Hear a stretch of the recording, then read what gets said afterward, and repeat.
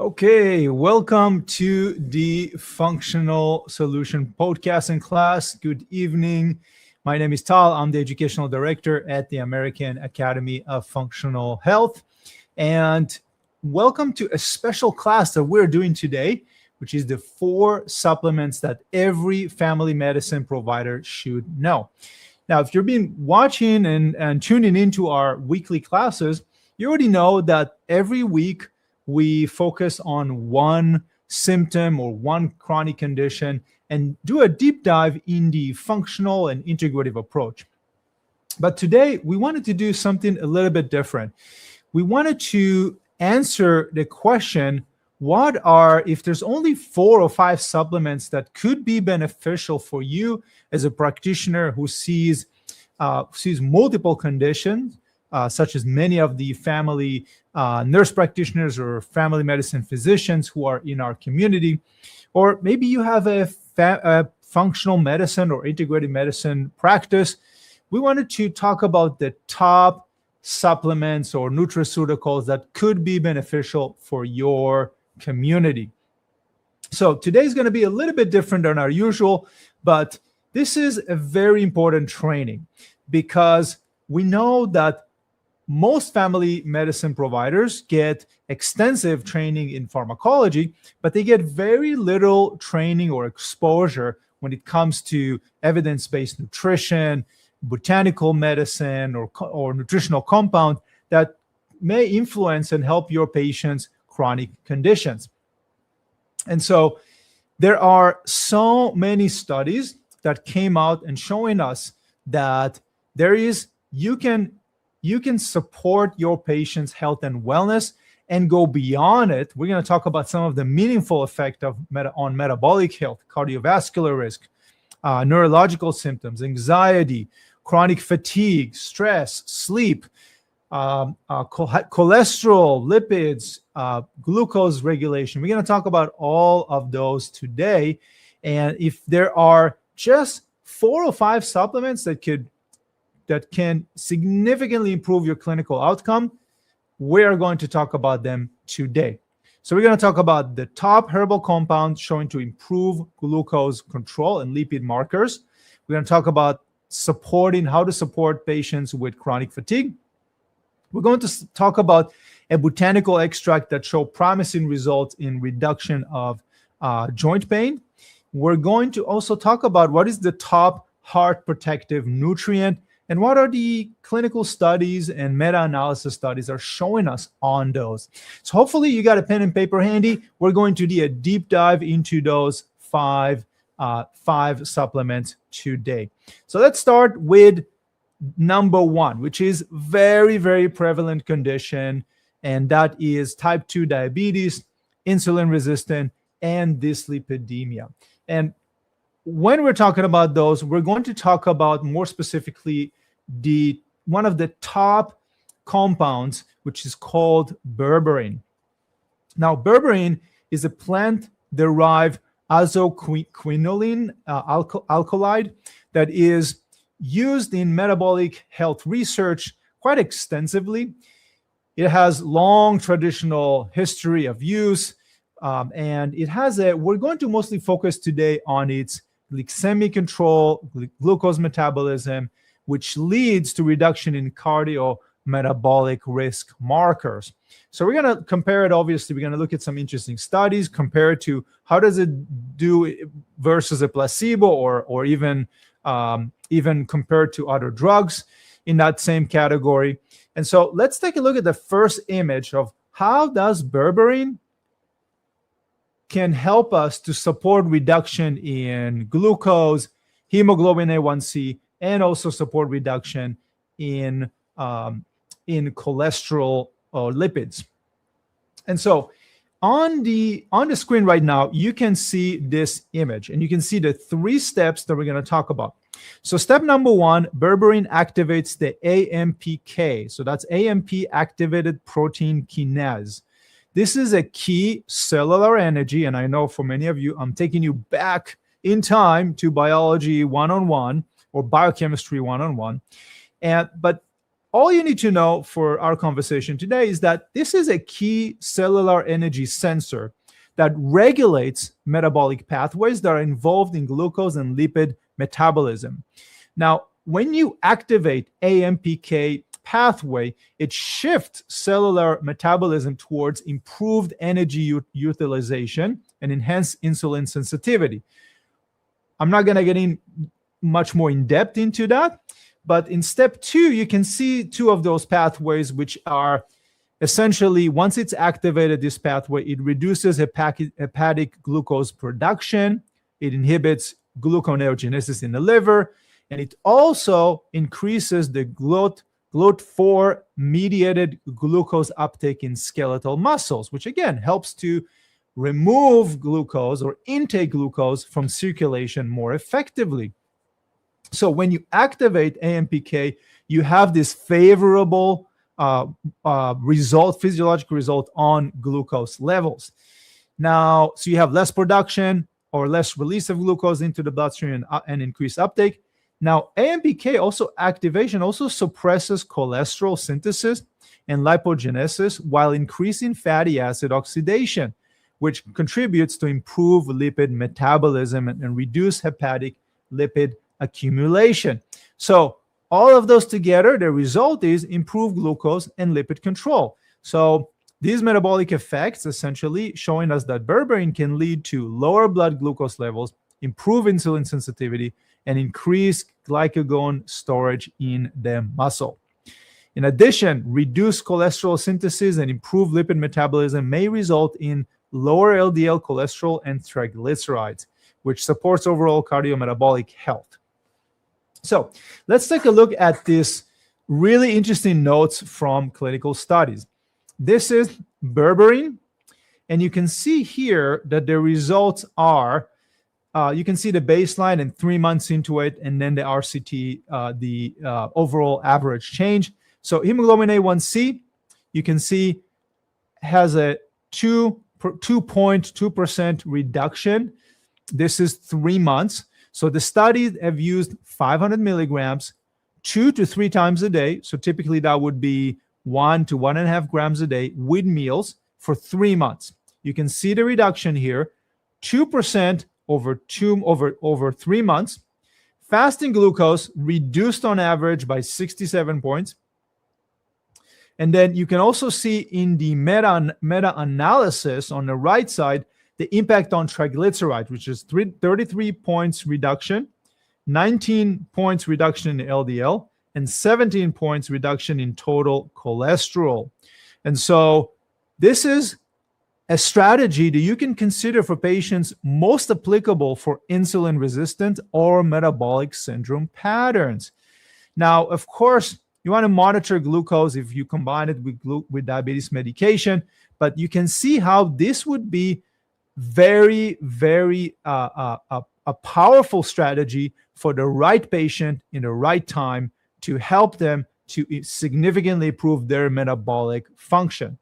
Now, I'm taking many of those studies and strategies from our clinical trainings that we have just started, which is the Integrative Health Practitioner. And later on, we're going to show a picture of that particular program, which is a 10 weeks program. So if you're interested, you are welcome to join that program. We just started, and every week we talk about exactly those particular strategies to help your patients. But you got to think about this as what is the simple, most affordable, and evidence-based approach that we can help patients that are coming to see you. And berberine, those studies are showing us that berberine is one of those top strategies that have been shown to have a safe profile for use. And it also reported to have a significant improvement within that 3 months range. Now, of course, when you talk to your patients, we always recommend to add 1 or 2 dietary strategies to get even better clinical results. And of course, always talk about lifestyle, right? Because we don't want to, we want to make sure that our treatment is over time slowly fine-tuned, even if it's just introducing 15 or 20 minutes of walking every day, you're going to get even better results. And that's the approach that we're taking in the Integrative Health Practitioner program, which we're going to show the picture very soon. So again, dosage, 500 milligrams 2 to 3 times a day for patients with insulin resistant or metabolic syndrome pathway. So next thing we want to talk about is a very common condition as well. And this is chronic fatigue. So chronic fatigue, very common, unfortunately. And of course, there could be, in the functional medicine approach, there could be multiple different reasons why that happens.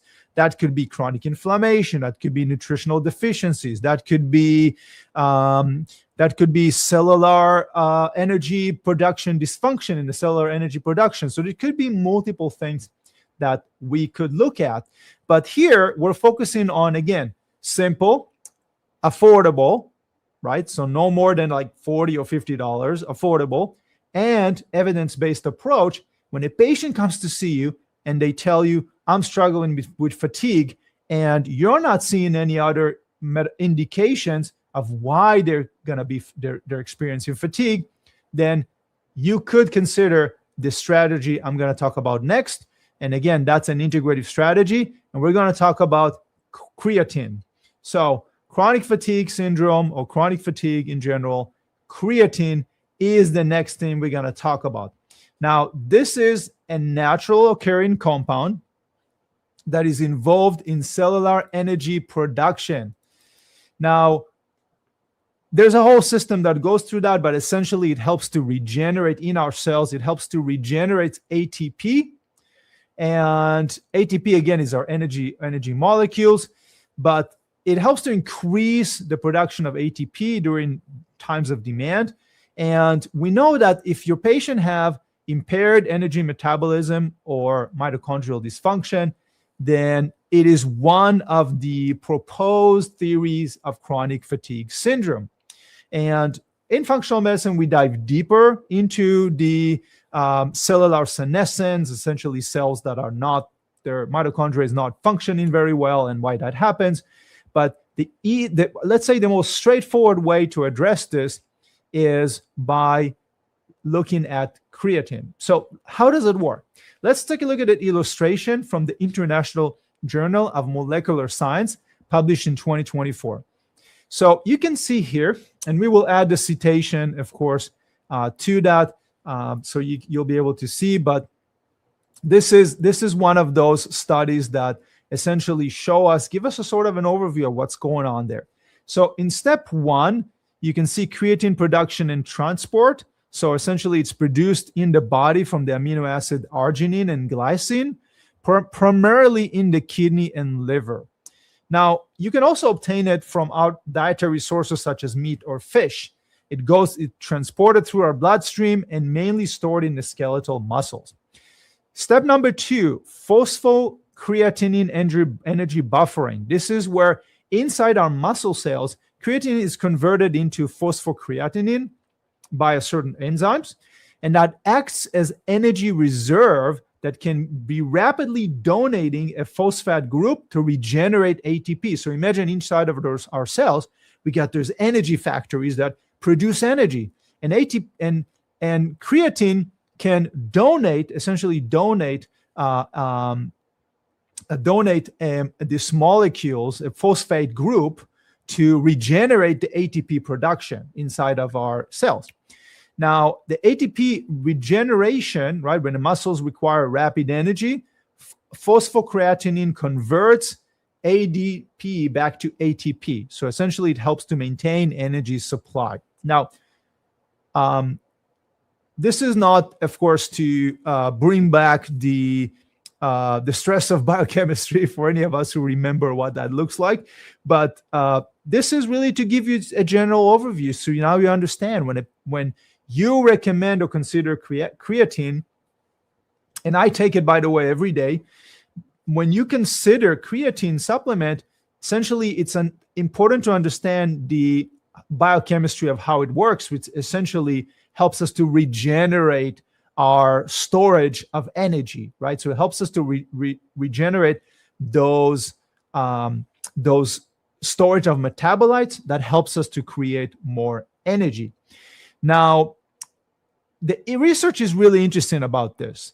There's one particular clinical study that was published in the Nutritional Neuroscience in 2016, the Journal of Nutritional Neuroscience. They took women with chronic fatigue syndrome and they provided them with creatine monohydrate supplementation for 4 months. And what they've shown is a significant increase in skeletal muscle phosphocreatine concentrations, and also an improvement, measurable improvement in muscle strength and body composition compared with baseline. So essentially, those women got stronger. They increased their lean body mass, which means that they increased their muscle and they increased their strength and the concentration of phosphocreatine. And so this is something that, while more research is needed, especially when we're talking about patients with chronic fatigue, these are one of those strategies that could be beneficial for patients with chronic fatigue. Now, one of the reasons that I'm taking it is because there are a lot of other studies that are showing us that there are multiple different benefits, including brain health function and heart function with creatine. And so the typical dosage is 3 to 5 grams a day. That's what most studies are looking at. And it's really mostly used when, or mostly beneficial when the fatigue is associated with reduction in muscle energy or cellular mitochondrial function. So this is where it's going to work more. So if your patient, for example, is fatigued because they have deficiency of certain nutrients, this is not going to be the primary way, our primary, of course, place to this is not going to be where we're going to start the conversation, but you also have to look at other markers such as environmental factors. You got to look at their gut. You got to look at their nutritional status. Is there systemic inflammation that can cause fatigue as well? But this is one of those strategies that could be beneficial for the right patient. Now, what's important when you do take this supplement is adequate hydration and baseline kidney function assessment that are normal. So if you got a patient with a kidney disease, it's probably not going to be the appropriate strategy for them, and they have to make sure that they hydrate well. Now, I wanted to bring a picture of a supplement that I'm well aware of. I've been actually experienced with. This is the supplement that I use. This is a supplement that I would recommend to patients. So this is creatine by Thorne. It's the reason I like it because it's a simple 1 scoop gives you 5 grams of creatine monohydrate, which is the compound that is used in so many of those studies, and it has really nice flavor, really nice smell.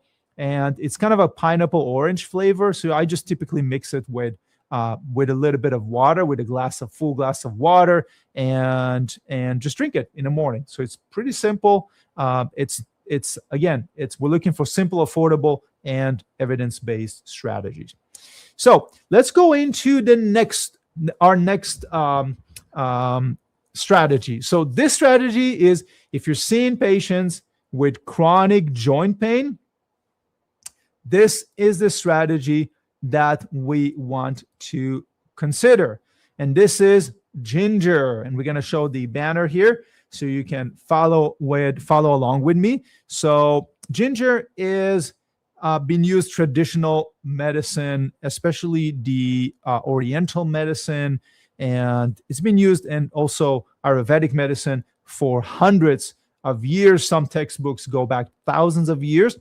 So we've been well aware about it in traditional medicine, but really interesting studies have been coming out in the last 20 to 30 years that gives us more information about where can we use this and how can we appropriately use it in clinical practice.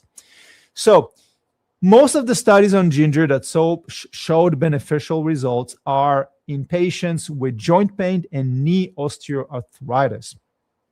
Now, the result could be ranging from mild, modest, moderate, and in some of those studies.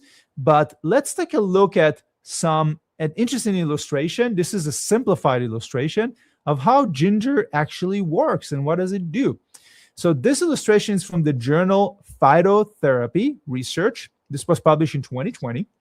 And of course, there are more complex illustrations, but I wanted to show you in this short time we're spending together today, this evening, to show you this illustration, because it clearly shows what's happening there when we are talking about patients with joint pain or osteoarthritis. So on the top, you can see the environmental factors. So this is tissue stress, such as overuse, injury, pathogens. They're talking about that could be, for example, pathogens in your gut or bacterial dysbiosis. That could also be environmental factors. So you got on the top right, genetic susceptibility, which always, typically plays a role in what condition the patient could develop. And then on the top right, you have epigenetic factors. So epigenetic factors is exactly what we focus on in functional medicine. So if you as a provider want to learn and understand what are all these genetic factors and what specialty testing I can use to evaluate it, to get more data about my patient, and how can I address that, that's exactly what we're doing in functional medicine, right? So anything beyond a diagnosis and prescribing a drug to manage the condition, really trying to figure out what's causing it, that's why practitioners are coming into our functional medicine programs. And so you can see here physiological inflammation, right? So any of those, and there's multiple triggers that can trigger interleukin-6, C-reactive protein, tumor necrosis factor alpha. So you got pathologic inflammation in the joint. Essentially, what ginger does, it inhibits multiple pathways, inflammatory pathways, and reduces inflammation. So this is a pretty simplified picture. And the pain and outcome, there's several interesting studies that are showing us the results. And the one that I wanted to show you today is the study that was published in Arthritis and Rheumatism in 2001. So the reason I took this, I wanted to show you this study is because it's such a simple strategy. Now, I'm going to show you the results of this study, but just for you to know that most clinical studies, we are looking at 3 months minimum as one treatment period, right? Now, here, what they did in this study is they took 6 weeks. So it's like half of what the typical study would look at, but they still got really good results. So here you can see on the left side, what are the outcomes that they were looking for? So pain on standing. You can see the ginger group versus the placebo group, right? This is 6 weeks later. The ginger group received 255 milligrams of standardized ginger extract twice daily, so total about 510 milligrams per day. They got 24 points reduction in the ginger group in the pain on standing, while the placebo had minus 16, right? 16 points reduction. Pain after walking also reduced significantly in the ginger group, and the WOMAC composite score also reduced significantly in the ginger group. And the respondents to the treatment or intervention was higher. You can see 63% in comparison to the placebo group. So that tells us that the simple intervention of ginger extract every day for 6 weeks as showing us favorable results with patients that were taking ginger. On the right side, you can see the meta-analysis effect. So this is another study that we looked at, a meta-analysis that also showed favorable results, and a statistical SMD, essentially, it's a standardized mean difference, which shows us that the meta-analysis suggested that ginger produced a small but measurable improvement in pain and function. Now, how do we get better clinical results with patients that have joint osteoarthritis or chronic or pain due to chronic inflammation?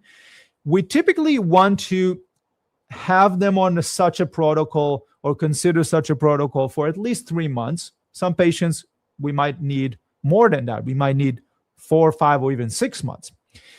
But we also always want to look at the root cause, which is what's upstream driving that inflammation, that ongoing inflammation, because that will give our patient a long-term benefit as well.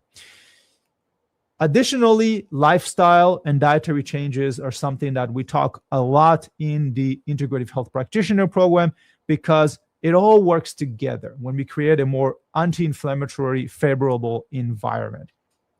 So let's take, now that we talked about joint pain, let's talk a little bit about the next compound or strategy that we want to talk about.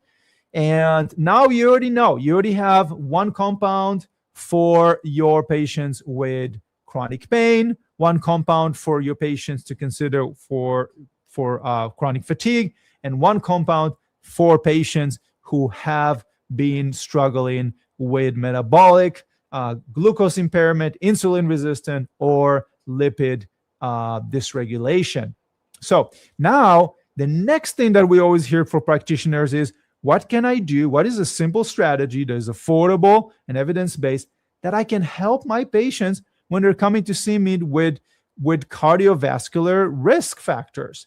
And so beyond prescribing statins and hypertensive medications, all of that, what else can I do that is simple, that will help them to reduce?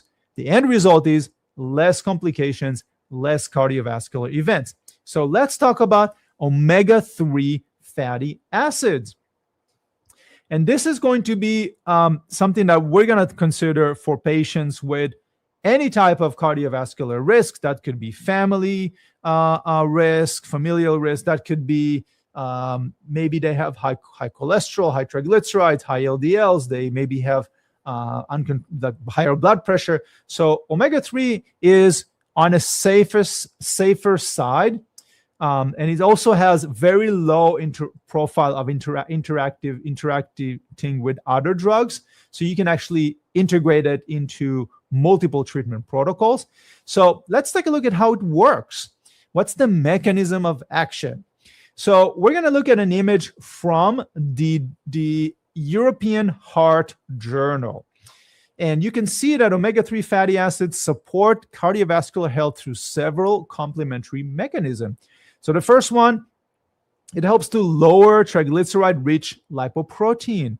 It also improves vascular function by reducing inflammation. Remember, inflammation, we used to think, and this used to be very prevalent, that cholesterol is necessarily always the bad guy. They used to talk about in the 80s, they made butter the bad guy. And then because of cholesterol. We know now that in the process of atherosclerosis, inflammation is actually one of the leading key players that contribute to the development of atherosclerosis and vascular damage. And so we want to do whatever we possibly can to prevent that ongoing damage and oxidation. And this is where omega-3 plays a significant role. So it can also contribute to plaque stabilization and improved cellular and mitochondrial function. So what are the dosages that are typically discussed or used in clinical trials? Let's take a look at some really interesting clinical trial that was published in the New England Journal of Medicine in 2019. So what they did here was very interesting. They took, it was a randomized trial, and they took over 8,000 patients with elevated triglycerides and cardiovascular risk. And they received either a placebo or 4 grams of fish oil or of EPAs every day. And this was they did a follow-up with these patients. The median follow-up was 4.9 years. And so this would be considered a really good study to see what is I would call it sort of a long-term impact on our patients' health. And what they found was incredible. 25% relative reduction in major cardiovascular events. Triglycerides decreased by an average of 18% from baseline. There was also significant reduction in cardiovascular death, myocardial infarction, and stroke. So this finding demonstrates that high-dose EPA, which EPA, there's DHA and there's EPA, both of them different fatty acids that are under the umbrella of omega-3. EPA is better for some things, such as cardiovascular health, while DHA is better for other things, which we talk about more in the Integrative Health Practitioner or the functional medicine programs. And so I wanted to show you these pictures, and we created this picture for you because this demonstrates how it is so important to have the right strategy for your patients. And this could save a lot of people's lives. So, of course, we always want to talk about lifestyle. Physical movement is very important. Talk to them about, one or two dietary strategies that could be helpful.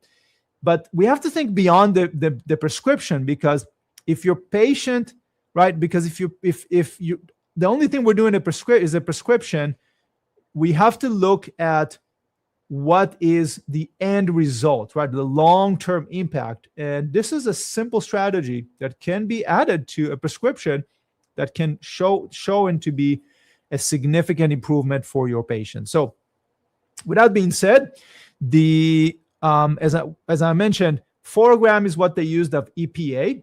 Now, the American Heart Association recommends 3 grams of omega-3, which contains EPA and DHA. In general, we found that anything between 2 to 3 grams has a really good benefit for both heart health and brain health. And so if you want to start at a more moderate dosage, I would probably consider these dosages. One thing to consider is, and I didn't mention it per these particular studies, is that above 3 grams is where we are starting to see more of an issue with coagulation. So if your patient is taking anticoagulant medication, do not go over 3 grams of omega-3. So if they're on very high dosage or their INR is not well monitored, just start them on 500 milligrams or maybe 1 gram of omega-3 until they're better managed. And that will be the time to consider 2 or even 3 grams of omega-3. So on a safer side, if they're taking higher dosage of anticoagulant medication, stay under 2 grams to be on the safe side. Okay, so far, hopefully you're taking notes, because there's tons of good stuff that we're talking about and good strategies. So the next strategy we want to talk about is something that is unfortunately very, very common. And I left this for last, but it's one of the most important strategies, honestly, and that is stress and anxiety. And the reason that is because the reason we believe that every family medicine practitioner should have at least a few tools in their tool belt to help patients with anxiety and stress is because stress and anxiety are so common, so prevalent, unfortunately. And second, it can make anything else worse, right? So think about the patient with hypertension. Would stress make their hypertension worse? Absolutely. Think about the patient with insomnia, joint pain, inflammation, autoimmune condition, hormonal imbalance. All of those conditions could be worsened by constant stress or anxiety. So let's talk about what is the simple strategy that we can use. And this is going to be ashwagandha. And we'll post the name here in the banner so you can see it. So ashwagandha was found to be beneficial for stress, anxiety, also some impact on reduction in blood pressure. But this is a herb that was used for hundreds, probably even thousands of years, traditional in Ayurvedic medicine. And it is an adaptogenic herb. And so let's take a look at how it works, at a picture that describes how it works, what is the mechanism. And this is from the journal Current Neuropharmacology. This was published in 2019, and it summarizes the proposed mechanism in which ashwagandha is also referred to as Withania. influences our stress physiology. So one, we know that withanolides, which are essentially the active ingredients, are modulating the hypothalamus pituitary adrenal axis. And in functional medicine, we dive a little bit deeper into this pathway. This is our stress pathway or our sympathetic pathway. So every time your patient is stressed, even if it's perceived stress, they're activating this HPA axis, which leads to secretion of cortisol and stress compounds and stress signaling. And so what ashwagandha does is helps to regulate that HPA axis. Second to that, it also interacts with our GABA and serotonin pathways, which are important for mood regulation, anxiety reduction, and also sleep physiology. So through these combined neuroendocrine mechanism, this particular herbal compound has been studied for its anti-stress, anxiolytic, and sleep-promoting properties. And you can see here some of those. There's also a mild anti-inflammatory, mild antioxidant, but mostly through the HPA axis and GABA and serotonin regulation that you can help patients who are struggling with mild anxiety, mild depression, and constant sensation of stress.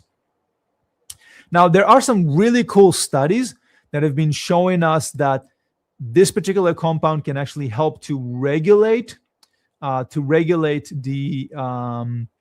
regulate our stress physiology.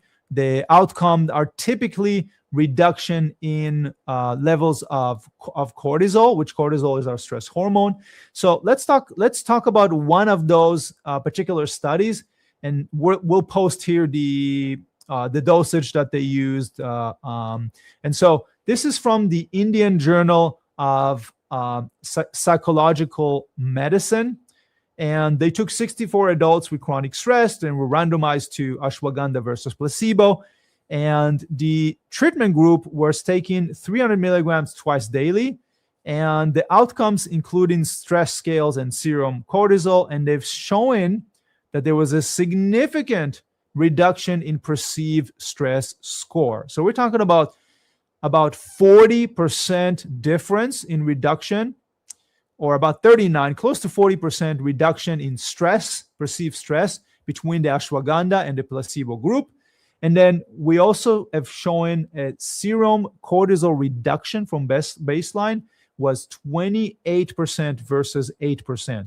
So that's a significant difference. It's almost about 20% difference or reduction in production in cortisol. So this is one of the most beneficial and more simple strategies we can use.